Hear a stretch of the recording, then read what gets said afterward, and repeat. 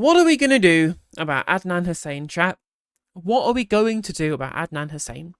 So, if you didn't think that this was eventually going to be a discussion that was going to have to be had, then you live in nothing approaching reality. There was always an uneasy alliance on the left of politics between a lot of socially conservative minorities, especially religious ones, who support us on international politics, and the progressive left who have different social politics but broadly agree on geopolitics, right? And there is a lot of overlap on the economy as well, but we'll get to that. We'll get to their approach on the economy. Adnan Hussain was elected in a very Muslim constituency. He is a devout Muslim himself, and it was broadly over a backlash to the policies of the previous administration and the current Labour Party and the current Labour administration over the UK's relationship with Israel and the support in the UK, at least by political representatives, for the genocide in Gaza. That is why he was elected. He is known as a Gaza independent. And whilst some of these people have progressive viewpoints on some things, others of them don't. And one thing that was always going to happen was a discussion about trans people. Something was always going to have to happen to understand that there needs to be a way of bridging the gap over these social issues. I would argue this is not the way of going about it. So this is Adnan Hussain responding to Manchester feminists. She says, the left purports to have a material analysis of society and needs to have a material analysis of sex too, which of course would mean understanding that it's bimodal and that gender and sex are distinct from each other and that there is a material basis for both gender and sex, but that's not the kind of materialism that these TERFs want to see. A new left-wing party should recognise this reality and not parrot the same neoliberal idea of gender ideology. Gender isn't an ideology, it's a scientific fact. And apparently trans people are neoliberal now. It's not like trans people have existed for the entirety of human history and certainly massively predate the very recent phenomenon of neoliberalism. But what on earth she's trying to say by talking about neoliberal gender is just ridiculous, honestly, quite frankly, you know?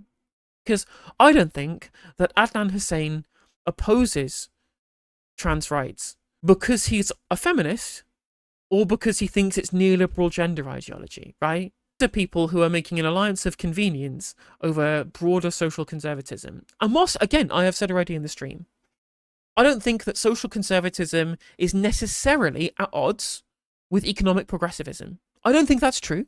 And I think that, as actually Adnan Hussain himself has pointed out, the direction of the party will come from the membership. The membership will decide policy.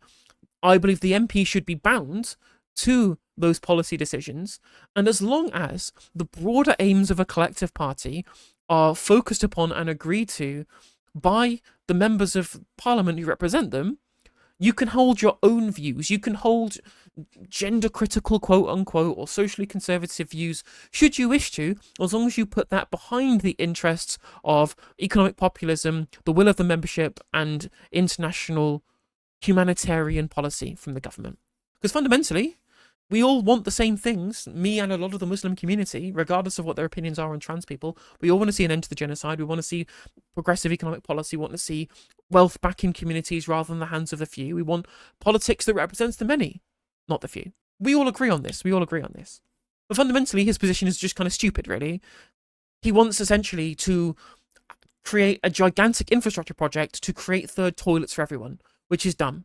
Even if you fundamentally believe in transphobic policy, it's just so fucking monumentally stupid as a policy proposal to want to segregate all trans people by building third toilets in every building in the country. It's just completely unworkable, even if you genuinely believe in it, which would be stupid anyway, as trans women and trans men have been using spaces aligned with their gender identity for decades and decades and decades, and it was only a problem since TERF kicked up a fuss about it.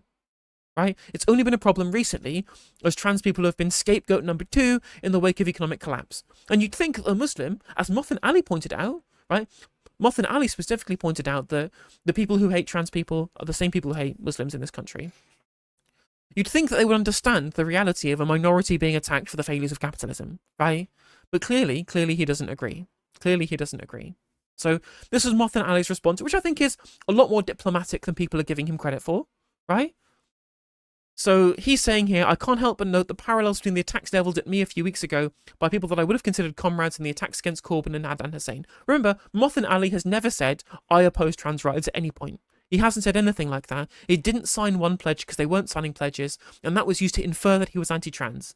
And he's already said in his acceptance speech that he will defend the trans community against attacks, which is fine by me. Even if he personally doesn't believe that trans women are women, right? He can personally believe that if he wants to. I'm not going to have a go, because fundamentally he is bound by the conference votes of the party and defending the community from whatever attacks that may come at them.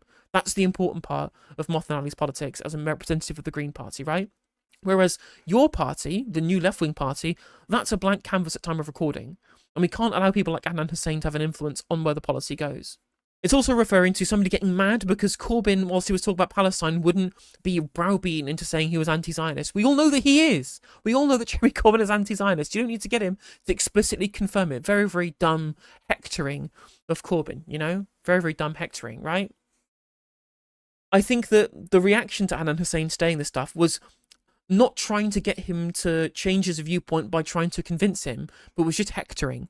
And if we should have been convinced by anything, the collapse of kind of the woke consensus or whatever is that hectoring doesn't work. Tumblr-style hectoring doesn't convince anybody. But broadly, you can have people like this in your party as long as the overall policy positions are ones that are inclusive, But now he seems to be doing poor me shit over this, Provide some context to this vicious attack from so-called allies on the left. I mean, you're the one asking to segregate an entire group of people, but go off. In the lead up to the event, we sent out a QR code encouraging people to ask questions about the new party. Again, support women's only spaces, sex spaces free from men, sex exemptions in the Equality Act, all these TERFs asking questions, But apparently he cares more about these TERFs questions than the rights of trans people, It's clear which side of the debate that he lies on and is uncompromising, even against the issues that the membership want to agree on. It's as simple as that, right? It's clear that he's just saying TERFs are more important than you trans people. Simple as that, right? He has no interest in defending our rights at all. At least Mohsin is trying to at least show that he at least cares by mentioning us in his acceptance speech and wanting to defend us, right? At no point has Adnan Hussain even said he will protect trans people. He has said, how dare you attack me for not being pro-trans? And then he said, look at these concerns from these concerned TERFs, right? No, I will not have it. I will not accept this shit. And again, fundamentally, as I said before, if we agree on broad economic policies and he's happy to accept a democratic mandate for pro-trans policies if the party does form eventually and have a conference, right? There's another problem with Adnan Hussain. There's another huge problem with Adnan Hussain. He's a landlord. Not just any landlord, he owns multiple properties as a landlord, right? He calls himself a socialist, yet he's a landlord and he voted against fees for private schools. Because a load of the people who are part of the Independent Alliance, they're not fucking socialists. They're not socialists, they're not progressive on the economy at all, right? Shock Adam, he's a landlord too. Basically all of them, apart from Jeremy Corbyn, voted against taxation on private schools, right? How can you call these people economically progressive when they're out here being landlords and voting against taxation on rich people sending their kids to posh schools? How can you claim that you want to be there to represent a broader class politics, and yet you're out here protecting the interests of upper class people when they send their kids to posh private schools? You're out here being a fucking landlord, extracting rent from working class people. In the Register of Members' Interests, Hussain has declared shareholdings of over 15% in 5 companies and ownership of 2 residential properties in Burnley and provide a rental income of more than £10,000 each year. He's a director of 2 private companies dealing in real estate. He is literally the bourgeois. Like, this guy is quite literally a member of the bourgeoisie. He is a company director of real estate companies and a personal landlord to boot. Bourgeois landlords, let alone transphobic ones. You can take the trans stuff out of this for 5 seconds if you want to. Quite frankly, as I said, depends on the party membership and the ability for the party to agree a position on this one, right? To claim to want socialism and progressivism and class politics as a director of multiple companies that deal in real estate whilst being a personal landlord who votes against private school taxation, join the Liberal Democrats. Quite frankly, join the Conservative Party. If you want to be a fucking landlord, you can be a member of the Labour Party all you want. You can be a member of the Labour Party all you want. Don't try and come to me pretending to be this socialist who wants class politics, wants to stop us talking about divisive social issues, whilst you're literally out here being a fucking real estate speculator fuck. The real estate sector is the enemy of every socialist in this country. Like, fundamentally, again, these people got elected for one reason and one reason only, and that was over Gaza. And whilst there are plenty of people there who are progressive politicians for other reasons, you know, like Ayub Khan was somebody who wanted to stand against Labour for better economic policy, for example, and Iqbal Mohammed has been talking about the interests of funding in his community, and he to be fair, so was Shock Adam, not necessarily being like away from redistributive policy, but fundamentally, if you want to be in a socialist party, you have to be a socialist. This isn't Hassan having a big house. This isn't Bernie Sanders having a holiday property, because obviously the property market is different in the United States anyway, but regardless, right?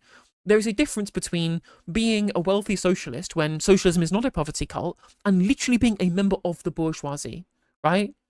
You must be off that Marxist capitalism I've been hearing about. Literally. I'm so glad that there is at the very least a sultana wing of this party, because it's clear, like, the idea that it's Muslims that are the problem here, that are the barrier to progressivism, is just totally untrue.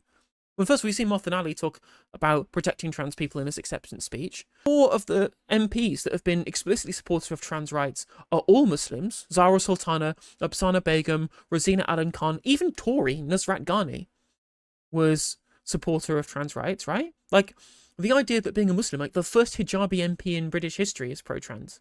The idea that Islam is somehow the barrier here is just totally untrue. It's totally untrue, right? Because there are plenty of pro-trans Muslims in elected positions of power, right? But fundamentally, someone got elected on a single issue ticket who is explicit in being pro-turf, who is a landlord, personally, who owns real estate companies as a director, should be part of zero left-wing socialist coalitions in the slightest. They have no place on the left of politics. They just don't. Go and join the Labour Party, where they want to hear your landlord bullshit, because we don't want this here. Hey there, if you enjoyed the video, make sure that you like and leave a comment. That helps the video out in the algorithm. If you subscribe and ring the bell, it'll let you know when I go live. I stream every day on YouTube and Twitch. You can also follow all of my socials down in the description. And if you want to support me in a more financial manner, there's a join button for memberships. It's just 99p to be a member on YouTube, as well as a Patreon, and there's some merch there as well. And hopefully I'll catch you on the next video. Take care.